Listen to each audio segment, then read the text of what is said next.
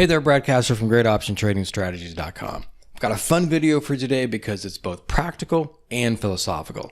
Not philosophical as in what's the meaning of life, more like philosophical as in how do I become the best option seller I'm capable of becoming.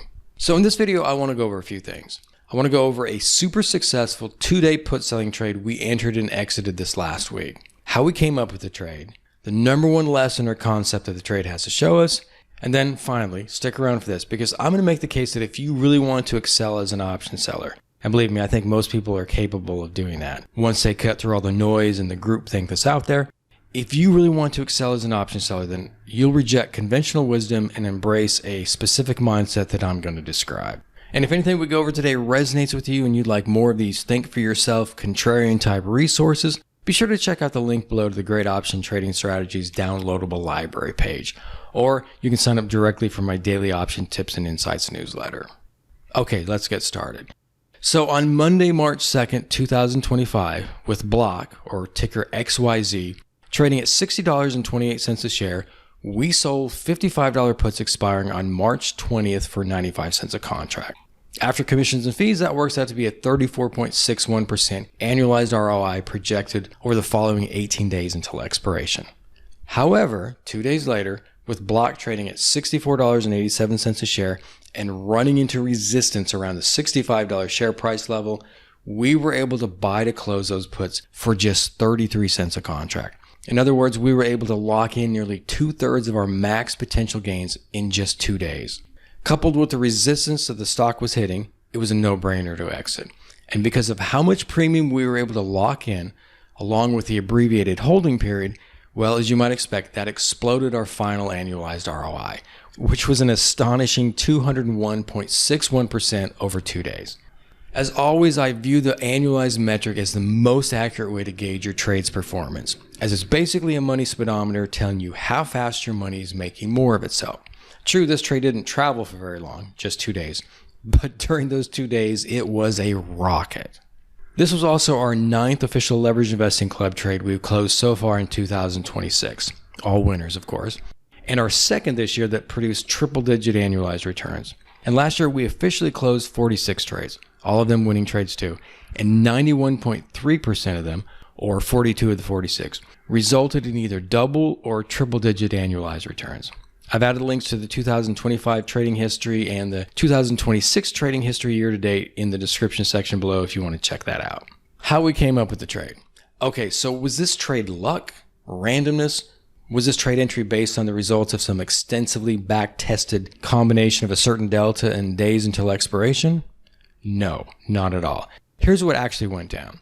So Thursday of the previous week, after the market closed, Block reported earnings and the stock ended up closing nearly 17% higher the next session, or Friday the previous week, on the announcement that the company plans to eliminate nearly half its workforce thanks to AI. Now, as you can see in the chart here, the stock had been trading around $55 a share prior to the earnings release and the announcement. And there also looked to be very solid technical support a little below that, or around $50 a share. So this was a kind of special situation / modified version of what I call a big mover trade. I've covered this strategy in previous videos, and I've included a link to the big mover playlist in the description section. And there's also a more in-depth big mover strategy guide that you can download for free from the Great Option Trading Strategies downloadable library page.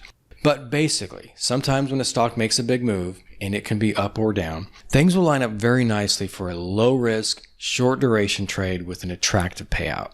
We have to evaluate the reason for the big move, of course, but basically we're betting Mr. Market that he won't be able to fully reverse that big move by having the stock give back all of that big move and more within the next few trading sessions. Ideally by the end of the week, or at the very most, if it's late in the current week, by the end of the following week. The shorter the duration, the better. So if a stock makes a big move higher, and I don't believe that big move will be fully reversed in the next few days, I'll look to sell puts at a strike price at or below where the stock had been trading prior to the big move, or vice versa on a stock that sells off. If I don't think the stock will fully recover in the next few trading sessions, I'll look to sell calls, or a bear call spread, or a short vertical call spread, at a strike price that's at or above where the stock had been trading. But the payout also has to be attractive enough to make it worth our while. That last part is what disqualifies most stocks making big moves as big mover candidates. You can find situations every day where a stock rockets higher or sells off hard, and there's virtually no chance the shares will be trading back to where they had been trading by the end of the week. But there's also very little premium available at that strike price. But the opportunities are out there, and the more you keep your eyes open for these situations, the more of them you'll find. In fact, a couple weeks back, we successfully traded a 3-day big mover trade on AMD inside the Leveraged Investing Club, and that resulted in a 68.68% annualized ROI over the holding period. Okay, with the block March 20th $55 short put position, this was not a true big mover trade because it was a 3-week duration trade rather than a 1-week duration trade. But I felt very confident that replacing nearly half of your workforce with AI was enough of a sea change that the pre-big mover level was likely very safe from being violated. And I was also comfortable enough with the setup that even if I were wrong, I saw a lot of technical support around the $50 share price level. And I felt that even if the stock did trade lower again, the downside would likely be limited and I could repair the trade if necessary. We have an extremely effective trade repair process I developed called the 4-stage trade repair formula that enables us to fix just about anything Mr. Market throws at us. I've added another video link in the description below to a video I posted last year detailing 4 separate put selling trades where the underlying stocks fell between 35 and 50% on us, and yet we not only didn't take big losses, we actually walked away with good to very good returns on all 4 trades. So getting back to the block trade, what does the trade have to teach or show us? Every trade has something to teach us, and this is no exception. The number one thing I think this trade has to teach us is a good trade setup is based on strategic thinking, not mechanical rules. So you've heard my rationale for the trade. The stock had been trading at X, the company reports earnings and announces a massive structural change to their workforce, and then the stock spikes up to Y. Now, how likely is it the stock is going to give back all of those gains and then trade even lower than that within the next 3 weeks? Well, there was a greater chance of that happening than if we'd only given Mr. Market 1 week to get the job done, but I gauged that it was still a pretty low likelihood at 3 weeks. But even if I were wrong, further downside was likely limited due to all that technical support in and around the $50 share price level, and repairing a position that only trades 10% in the money on us, well, that's child's play. Sure, the trade would need to be extended and our final annualized ROI wouldn't have been as high, but I have no doubt, as is the case in 98% or more of our trades, we'd still most likely book good returns. Heads we win, tails Mr. Market loses. But this wasn't a bad trade, was it? It was a fantastic trade because it was based on a sound rationale and strategic thinking, not based on blindly following some kind of mechanical trade entry rules. Had I entered this trade and arbitrarily sold puts at a strike price based on a specific delta, 2 things might have happened.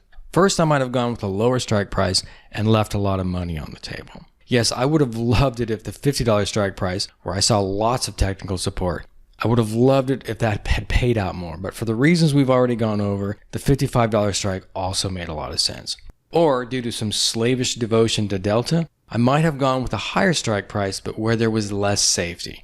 And I don't mean just because it would have been at a higher nominal strike price. I mean because there was less psychological and technical protection. Say I sold puts at the $60 strike instead because it had a certain delta and based on some massive backtest study over multiple years and across all sorts of market environments, that was, on average, the best delta to sell puts at, according to somebody. Well, you can look at the chart yourself and consider the news flow that led to this chart. And it's obvious that the $60 strike is much more vulnerable than the $55 strike. And again, not simply because it's at a higher level, but because it's out there in the no man's land of an open gap. And there's a decent chance that gets filled at some point. In fact, now that I'm out of the trade, I'm still watching the stock to see if it retests those lower levels. If it does trade down to 55 or 50 and then bounces, I'll be selling puts again. Here's where I'm going with all this. And this is what I'm calling the mindset for maximum option selling success. I frequently compare our heads we win, tails Mr. Market loses approach to what I call being an insurance company from hell, where we sell lots of premium and then avoid like the plague ever paying out a claim or booking a loss. So we do everything in our power to only enter quality trade setups so that Mr. Market never has any cause to file a claim. But of course, no matter how disciplined and patient we are looking for good setups, a certain number of our trades will go the wrong way, and then it's renegotiating and restructuring the trade as part of our highly effective trade repair process. But there's another mindset or analogy that may be even more empowering because it helps cut through the mindset of blind mechanical trading. Whether you're new or relatively new to option selling, or whether you've been selling cash secured puts and covered calls for years, I would encourage you to approach option selling as a strategy game. Because at the end of the day, that's really what it is.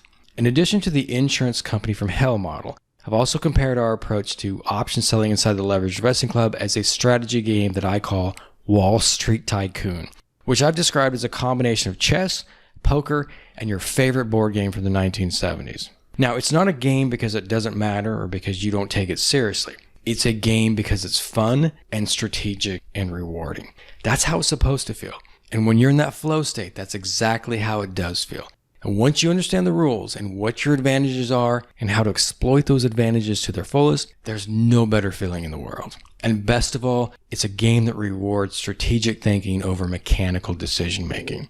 Now, I don't know how much cards or chess or Monopoly or Risk you played in the past, but I'm guessing that the better you were at strategic thinking and the more you incorporated psychology into your gameplay, the more you won. One thing I realized a long time ago is that the stock market is only 25% about the math. The other 75% is psychology. I also talk a lot about principles versus rules. Rules are designed to keep you safe, not teach you how something works. Principles, on the other hand, are based on having the clarity to understand the components of something, what those components do, how they interact with each other, and so on. And when you have the principles down, you have something better than rules. You have the ability to make an informed decision. And over the long term, you're going to be so much more effective than those who make decisions because they heard someone else say that's what they should do. Okay, if you enjoyed this and want more, be sure to subscribe, like, and check out all the other videos I put together. And if today's video resonates with you and you'd like to eventually work with me and perhaps join our long-term trading community inside the Leveraged Investing Club, I only offer club invites once or twice a year to readers of my daily option tips and insights newsletter. You can sign up directly below, or you can also download any of the ebooks, strategy guides, or special reports from the Great Option Trading Strategies downloadable library page, including that Big Mover strategy guide I told you about, or the ever popular Trading for a Living special report. And you'll receive the daily tips newsletter automatically. Okay, until next time.